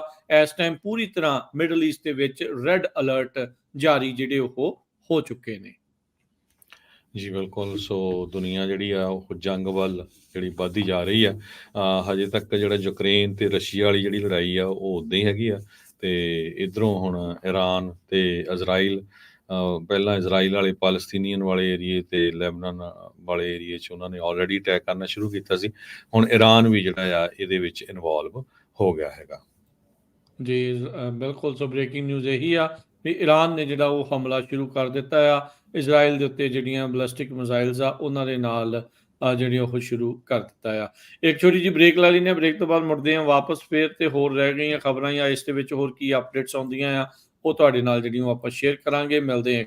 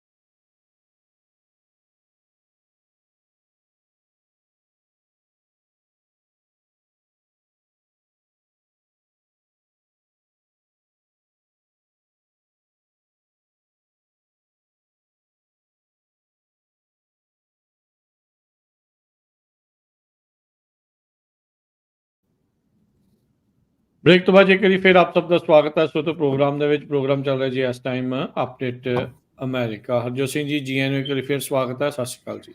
ਸਤਿ ਸ਼੍ਰੀ ਅਕਾਲ, ਧੰਨਵਾਦ ਜੀ ਆਇਆਂ ਨੂੰ। ਕੈਲੀਫੋਰਨੀਆ ਦੇ ਵਿੱਚ ਜਿਹੜੇ ਲੋਕ ਰਹਿੰਦੇ ਹੈਗੇ ਆ, ਕੈਲੀਫੋਰਨੀਆ 'ਚ ਇਸ ਟਾਈਮ ਬਹੁਤ ਜ਼ਿਆਦਾ ਗਰਮੀ ਵੱਧ ਰਹੀ ਆ। ਅਕਤੂਬਰ ਮਹੀਨੇ ਦੇ ਵਿੱਚ ਕਹਿੰਦੇ ਭਈ ਲਗਭਗ ਕੈਲੀਫੋਰਨੀਆ ਦੇ ਮੇਜਰ ਏਰੀਏਜ਼ ਜਿਹੜੇ ਆ ਉੱਥੇ 100 ਡਿਗਰੀ ਤੋਂ ਵੀ ਵੱਧ ਜਿਹੜਾ ਟੈਂਪਰੇਚਰ ਪਹੁੰਚ ਜਾਣਾ। ਸੈਂਟਰਲ ਵੈਲੀ ਦੇ ਵਿੱਚ ਵੀ, ਸੈਕਰਾਮੈਂਟੋ ਵਾਲਾ ਜਿਹੜਾ ਏਰੀਆ ਵੀ। ਸੋ ਕੈਲੀਫੋਰਨੀਆ ਦੇ ਵਿੱਚ ਅਕਤੂਬਰ ਮੰਥ ਨੂੰ ਫਾਇਰ ਮੰਥ ਕਰਕੇ ਵੀ ਜਾਣਿਆ ਜਾਂਦਾ ਹੈਗਾ। ਡਾਊਨਟਾਊਨ ਸੈਕਰਾਮੈਂਟੋ ਦੇ ਵਿੱਚ ਜਿਹੜਾ ਅੱਜ 100 ਡਿਗਰੀ ਤੱਕ ਟੈਂਪਰੇਚਰ ਜਾਊਗਾ। ਇਸੇ ਤਰ੍ਹਾਂ ਸੈਂਟਰਲ ਵੈਲੀ 'ਚ ਇਹ ਸਨ 2012 'ਚ ਇੰਨਾ ਹੋਇਆ ਸੀ, ਅੱਜ ਤੋਂ 12 ਸਾਲ ਪਹਿਲਾਂ। ਤੇ ਬੁੱਧਵਾਰ ਨੂੰ ਵੀ ਜਿਹੜਾ ਟੈਂਪਰੇਚਰ ਆ ਬਹੁਤ ਹਾਈ ਰਹੂਗਾ ਜੀ। ਆਉਂਦੇ ਸ਼ਨੀਚਰਵਾਰ ਤੱਕ 100 ਤੋਂ ਉੱਤੇ ਜਿਹੜਾ ਟੈਂਪਰੇਚਰ ਆ ਰਹਿਣ ਦੀ ਸੰਭਾਵਨਾ ਜਿਹੜੀ ਉਹ ਦੱਸੀ ਜਾ ਰਹੀ ਹੈ ਅਗਲੇ 4-5 ਦਿਨ। ਸ਼ਨੀਚਰਵਾਰ ਨੂੰ ਪ੍ਰੋਗਰਾਮ ਸੰਦਲੀ ਪੈੜਾ ਵੀ ਆ ਰਿਹਾ ਆ। ਪੰਜਾਬੀ ਰੇਡੀਓ USA ਤੇ ਪੰਜਾਬੀ ਕਲਚਰਲ ਸੈਂਟਰ ਦੇ ਜਿਹੜੇ ਸਾਂਝੇ ਜਿਹੜੇ ਉਸ ਦੇ ਸਦਕਾ, ਉਪਰਾਲੇ ਦੇ ਸਦਕਾ, ਜਿੱਦਾਂ ਪਿਛਲੀ ਵਾਰ ਹੋਇਆ ਸੀ ਇਸ ਤਰੀਕੇ ਦੇ ਨਾਲ ਇਸ ਵਾਰ ਜਿਹੜਾ ਉਹ ਦੱਸਿਆ ਉੱਥੇ ਜਿਹੜਾ ਉਹ ਸਾਰਿਆਂ ਨੂੰ ਪਹੁੰਚਣ ਦੇ ਲਈ ਫਿਰ ਅਸੀਂ ਬੇਨਤੀ ਜਿਹੜੀ ਉਹ ਕਰਦੇ ਹਾਂ। ਮੌਸਮ ਜਿਹੜਾ ਉਹ ਠੀਕ ਆ, ਹਾਂ ਥੋੜ੍ਹਾ ਬਹੁਤਾ ਗਰਮ ਆ ਪਰ ਖੁਸ਼ਗਵਾਰ ਜਿਹੜਾ ਉਹ ਰਹਿਣ ਵਾਲਾ ਆ। ਮੀਂਹ ਮੂੰਹ ਦਾ ਇਸ ਵਾਰ ਜਿਹੜਾ ਉਹ ਕੋਈ ਵੀ ਖਤਰਾ ਨਹੀਂ ਆ। ਸੋ ਪਰਿਵਾਰਕ ਪ੍ਰੋਗਰਾਮ ਜਿਹੜਾ ਆ ਉਹ ਇਸ ਟਾਈਮ ਦੇ ਉੱਤੇ ਜਿਹੜਾ ਉਹ ਹੋਵੇਗਾ। ਸੋ ਇਹ ਜਿਹੜੀ ਚੀਜ਼ ਆ ਜ਼ਰੂਰ ਸੰਦਲੀ ਪੈਣਾ ਪ੍ਰੋਗਰਾਮ ਦੇ ਵਿੱਚ ਸਾਰੇ ਜਾਣੇ ਪਰਿਵਾਰਾਂ ਸਮੇਤ ਪਹੁੰਚਣ ਦੀ ਕਿਰਪਾਲਤਾ ਕਰਨੀ ਆ। ਸੋ ਸੈਟਰਡੇ ਨੂੰ ਆ 5 ਤਰੀਕ ਨੂੰ ਆ ਸਵੇਰੇ 11 ਵਜੇ ਤੋਂ ਜਿਹੜਾ ਉਹ ਲੈ ਕੇ ਇਹ ਜਿਹੜੇ ਪ੍ਰੋਗਰਾਮ ਆ ਉਹ ਸ਼ਾਮ ਤੱਕ 5-6 ਵਜੇ ਤੱਕ ਜਿਹੜਾ ਉਹ ਚੱਲੇਗਾ। ਸੋ ਪਰਿਵਾਰਕ ਮਾਹੌਲ ਦੇ ਵਿੱਚ ਇਹ ਜਿਹੜਾ ਪ੍ਰੋਗਰਾਮ ਸੰਦਲੀ ਪੈੜਾ ਜਿਹੜਾ ਉਹ ਹੋਣ ਜਾ ਬੱਚਿਆਂ ਦੀਆਂ ਵੀ ਗੇਮਾਂ ਹੈਗੀਆਂ ਆ ਬਹੁਤ ਵਧੀਆ, ਜਿੱਦਾਂ ਜਿਹੜੀਆਂ ਪੁਰਾਣੀਆਂ ਗੇਮਸ ਆਪਣੇ ਪਿੰਡਾਂ 'ਚ ਹੁੰਦੀਆਂ ਸੀ ਉੱਦਾਂ ਦਾ ਜਿਹੜਾ ਪ੍ਰਬੰਧ ਕੀਤਾ ਗਿਆ ਬੀਬੀਆਂ ਲਈ, ਬੱਚਿਆਂ ਲਈ। ਤੇ ਇਨਾਮ ਵੀ ਦਿੱਤੇ ਜਾਣਗੇ ਤੇ ਬਦਾਮ ਵੀ ਦਿੱਤੇ ਜਾਣਗੇ। ਰਾਜਕਰਮੀਤ ਸਿੰਘ ਜੀ ਬਿਲਕੁਲ ਜੀ। ਇਨਾਮਾਂ ਦੇ ਵਿੱਚ ਜਿਹੜਾ ਪੰਜਾਬੀ ਅਮਰੀਕਨ ਗਰੋਵਰਸ ਗਰੁੱਪ ਆ ਉਹ ਵਿਸ਼ੇਸ਼ ਤੌਰ ਦੇ ਉੱਤੇ ਉਹਨਾਂ ਨੇ ਜਿਹੜੇ ਇਨਾਮ ਆ ਉਹ ਸਪਾਂਸਰ ਇਸ ਦੇ ਵਿੱਚ ਜਿਹੜੇ ਉਹ ਕੀਤੇ ਆ। ਸੋ ਡਰਾਈ ਫਰੂਟ ਦੇ ਜਿਹੜੇ ਪੈਕੇਜਸ ਆ ਇਨਾਮ ਦੇ ਵਿੱਚ ਉਹ ਜਿਹੜੇ ਜਿੱਤਣ ਵਾਲਿਆਂ ਨੂੰ ਇਹਨਾਂ ਜਿਹੜਾ ਵੀ ਹਿੱਸਾ ਲੈ ਰਿਹਾ ਆ ਜਿਹੜਾ ਵੀ ਜਿੱਤੇਗਾ ਉਹਨਾਂ ਨੂੰ ਜੇ ਇਸ ਦੇ ਵਿੱਚ ਜਿਹੜੇ ਉਹ ਦਿੱਤੇ ਜਾਣਗੇ। ਸੋ ਪੰਜਾਬੀ ਅਮਰੀਕਨ ਗਰੋਵਰਸ ਗਰੁੱਪ ਦਾ ਵੀ ਧੰਨਵਾਦ। ਜੇ ਹੋਰ ਵੀ ਕੋਈ ਜਣਾ ਕੋਈ ਇਹਨਾਂ ਚੀਜ਼ਾਂ ਨੂੰ ਕੋਈ ਸਪਾਂਸਰ ਕਰਨਾ ਚਾਹੁੰਦਾ, ਇਸ ਪ੍ਰੋਗਰਾਮ ਨੂੰ ਓਵਰਆਲ ਹੈਲਪ ਕਰਨਾ ਚਾਹੁੰਦਾ ਆ, ਵੋਲੰਟੀਅਰਸ ਦੀ ਵੀ ਜ਼ਰੂਰਤ ਆ। ਸੋ ਜ਼ਰੂਰ ਤੁਸੀਂ ਜਿਹੜਾ ਉਹ ਹਾਜ਼ਰੀ ਵੀ ਲਵਾਓ ਤੇ ਨਾਲ ਦੇ ਨਾਲ ਜਿਹੜਾ ਇਸ ਦੇ ਵਿੱਚ ਤੁਸੀਂ ਸ਼ਿਰਕਤ ਵੀ ਜਿਹੜੀ ਉਹ ਕਰਨੀ ਆ ਤੇ ਮਦਦ ਵੀ ਤੁਸੀਂ ਜਿਹੜੀ ਉਹ ਕਰ ਸਕਦੇ ਆ। ਤੇ ਉਸ ਦੇ ਲਈ ਵੋਲੰਟੀਅਰ ਦੇ ਲਈ ਜਾਂ ਹੋਰ ਜਾਣਕਾਰੀ ਲਈ ਤੁਸੀਂ ਕਾਲ ਕਰੋ 408 722 7698 ਦੇ ਉੱਤੇ। ਤੇ ਆਪਣਾ ਸਮਾਂ ਵੀ ਦੱਸ ਦਿਓ ਰਾਜਕਰਮੀਤ ਸਿੰਘ ਜੀ। ਜੀ ਬਿਲਕੁਲ ਜੀ। ਸਵੇਰੇ 11 ਵਜੇ ਤੋਂ ਲੈ ਕੇ ਸ਼ਾਮ ਨੂੰ ਜਿਹੜੇ ਉਹ 5 ਤੋਂ 6 ਵਜੇ ਤੱਕ ਜਿਹੜਾ ਆ 5 ਵਜੇ ਤੱਕ ਜਿਹੜਾ ਇਹ ਪ੍ਰੋਗਰਾਮ ਖੁੱਲ੍ਹਾ ਪ੍ਰੋਗਰਾਮ ਜਿਹੜਾ ਉਹ ਹੋਵੇਗਾ। ਸੋ ਪਰਿਵਾਰਕ ਮਾਹੌਲ 'ਚ ਹਾਸਾ ਠੱਠਾ, ਖੇਡਾਂ, ਇਹ ਸਾਰਾ ਕੁਛ ਜਿਹੜਾ ਉਹ ਹੋਊਗਾ। ਤੇ ਵੱਖ-ਵੱਖ ਜਿਹੜੇ ਇਹਨਾਂ ਪ੍ਰੋਗਰਾਮ 'ਚ ਜਿਹੜਾ ਭਾਗ ਲੈਣ ਵਾਲੇ ਜਿੱਤਣ ਵਾਲਿਆਂ ਨੂੰ ਜਿਹੜੇ ਆ ਉਸ ਵਿਸ਼ੇਸ਼ ਇਨਾਮ ਵੀ ਜਿਹੜੇ ਉਹ ਦਿੱਤੇ ਜਿਹੜੇ ਉਹ ਜਾਣਗੇ। ਤੇ ਜਾਂਦੇ ਜਾਂਦੇ ਹਰਜੋਤ ਸਿੰਘ ਜੀ ਗੱਲ ਕਰਦੇ ਜਾਈਏ। ਵਾਈਸ ਪ੍ਰੈਜ਼ੀਡੈਂਟ ਡੀਬੇਟ ਜਿਹੜਾ ਅੱਜ ਹੋਣ ਜਾ ਰਿਹਾ ਹੈ, ਅੱਜ ਇਹ ਇਸ ਮੌਕੇ ਹੋਣ ਜਾ ਰਿਹਾ ਜਦ ਇਰਾਨ ਨੇ ਕਹਿੰਦੇ ਵੀ ਕਈ ਜਿਹੜੀਆਂ ਮਿਜ਼ਾਈਲਸ ਆ ਇਜ਼ਰਾਈਲ ਦੇ ਵੱਲ ਨੂੰ ਜਿਹੜੀਆਂ ਉਹ ਦਾਗ ਦਿੱਤੀਆਂ ਹੈਗੀਆਂ ਆ। ਸੋ ਉਸ ਦੀ ਕਹਿ ਲਓ ਵੀ ਛਾਂ ਹੇਠ ਅੱਜ ਦਾ ਜਿਹੜਾ ਇਹ ਡੀਬੇਟ ਆ ਉਹ ਹੋਣ ਜਾ ਰਿਹਾ ਆ।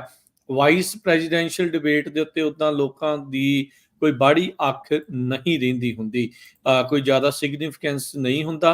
ਪਰ ਇਸ ਵਾਰ ਕਹਿੰਦੇ ਵੀ ਇਸ ਦੇ ਸਟੇਕਸ ਕਾਫੀ ਹਾਈ ਆ ਪਹਿਲਾਂ ਦੇ ਇਲੈਕਸ਼ਨ ਈਅਰਸ ਦੇ ਮੁਕਾਬਲੇ। ਉਹ ਇਸ ਲਈ ਵੀ ਬਹੁਤ ਸਾਰੇ ਜਿਹੜੇ ਅਨਡਿਸਾਈਡਡ ਵੋਟਰਸ ਆ ਉਹਨਾਂ ਨੂੰ ਆਪਣੇ ਵੱਲ ਨੂੰ, ਖਾਸ ਕਰਕੇ ਸਵਿੰਗ ਸਟੇਟ ਦੇ ਵਿੱਚ ਉਹਨਾਂ ਨੂੰ ਆਪਣੇ ਵੱਲ ਨੂੰ ਜਿਹੜਾ ਉਹ ਲੈ ਕੇ ਆਉਣ ਦੇ ਲਈ ਲੋਕ ਦੇਖਣਗੇ ਵੀ ਕੀ ਪਾਲਿਸੀਜ਼ ਦੇ ਉੱਤੇ ਜਿਹੜੀਆਂ ਉਹ ਗੱਲਾਂ ਹੋਣਗੀਆਂ। ਨਿਊਯਾਰਕ ਸਿਟੀ ਦੇ ਵਿੱਚ ਅੱਜ 90 ਮਿੰਟ ਦਾ ਜਿਹੜਾ ਇਹ ਡੀਬੇਟ ਆ ਉਹ CBS ਨਿਊਜ਼ ਦੇ ਦੁਆਰਾ ਜਿਹੜਾ ਉਹ ਕਰਵਾਇਆ ਜਿਹੜਾ ਉਹ ਜਾਣਾ ਹੈਗਾ ਆ।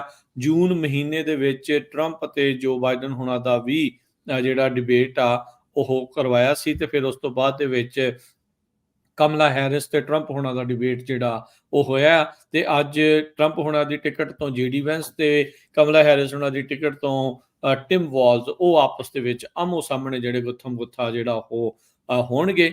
ਤੇ ਦੇਖਦੇ ਹਾਂ ਵੀ ਇਸ ਦਾ ਓਵਰਆਲ ਜਿਹੜਾ ਉਹ ਕਿੱਦਾਂ ਅਸਰ ਰਹਿੰਦਾ ਆ। ਨਵੀਆਂ ਜਿਹੜੀਆਂ ਪੋਲਿੰਗਸ ਦੇ ਵਿੱਚ ਨੇਸ਼ਨ ਵਾਈਡ ਜਿਹੜੀ ਕਮਲਾ ਹੈਰਿਸ ਆ ਟਰੰਪ ਹੁਣਾਂ ਦੇ ਨਾਲੋਂ 3 ਪਰਸੈਂਟੇਜ ਪੁਆਇੰਟ ਜਿਹੜੀ ਉਹ ਉੱਤੇ ਚੱਲ ਰਹੀ ਆ। ਤੇ ਬੈਟਲ ਗਰਾਊਂਡ ਸਟੇਟਸ ਦੇ ਵਿੱਚ ਕੋਈ ਵੀ ਕੈਂਡੀਡੇਟ ਇੱਕ ਦੂਜੇ ਤੋਂ ਜਿੱਥੇ ਵੀ ਕੋਈ ਲੀਡ ਕਰ ਰਿਹਾ 2 ਪੁਆਇੰਟ ਤੋਂ ਵੱਧ ਜਿਹੜਾ ਉਹ ਲੀਡ ਜਿਹੜਾ ਉਹ ਨਹੀਂ ਹੈਗੀ। ਸੋ ਦੇਖੋ ਕੀ ਬਣਦਾ ਹੈ। ਇਹ ਡਿਬੇਟ ਦੇ ਨਾਲ ਕੀ ਜਿਹੜਾ ਉਹ ਚੇਂਜਸ ਆਉਂਦੀਆਂ ਆ, ਇਹ ਦੇਖਣ ਵਾਲੀ ਜਿਹੜੀ ਗੱਲ ਰਹੂਗੀ।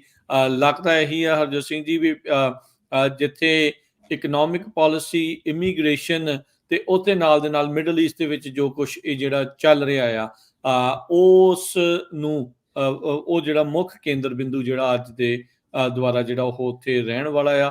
ਇਰਾਨ ਤੇ ਇਜ਼ਰਾਈਲ ਦੇ ਵਿੱਚ ਜੋ ਕੌਨਫਲਿਕਟ ਇਸ ਟਾਈਮ ਜੋ ਵਧਿਆ ਆ। ਜੈਰੂਸਲਮ ਤੋਂ ਇਹ ਰਿਪੋਰਟ ਆ ਰਹੀ ਆ, ਕਹਿੰਦੇ ਵੀ 2 ਇੰਟਰਸੈਪਸ਼ਨਸ, 2 ਮਿਜ਼ਾਈਲਾਂ ਜਿਹੜੀਆਂ ਉੱਥੇ ਜੈਰੂਸਲਮ 'ਚ ਡਿੱਗਣ ਤੋਂ ਪਹਿਲਾਂ ਆਇਰਨ ਡੋਮ ਦੇ ਜਿਹੜੀਆਂ ਰਸਤੇ ਦੇ ਵਿੱਚ ਜਿਹੜੀਆਂ ਉਹ ਨਸ਼ਟ ਕੀਤੀਆਂ ਆ। ਰਿਪੋਰਟਸ ਜਿਹੜੀਆਂ ਮਿਲ ਰਹੀਆਂ ਆ ਵੀ ਦਰਜਨਾਂ ਤੋਂ 1 ਸੈਂਕੜੇ ਤੱਕ ਜਿਹੜੀਆਂ ਮਿਜ਼ਾਈਲਸ ਆ ਉਹ ਜਿਹੜੀਆਂ ਇਜ਼ਰਾਈਲ ਦੇ ਉੱਤੇ ਇਰਾਨ ਦੇ ਦੁਆਰਾ ਜਿਹੜੀਆਂ ਉਹ ਦਾਗੀਆਂ ਜਿਹੜੀਆਂ ਹੋ ਸਕਦੀਆਂ ਆ।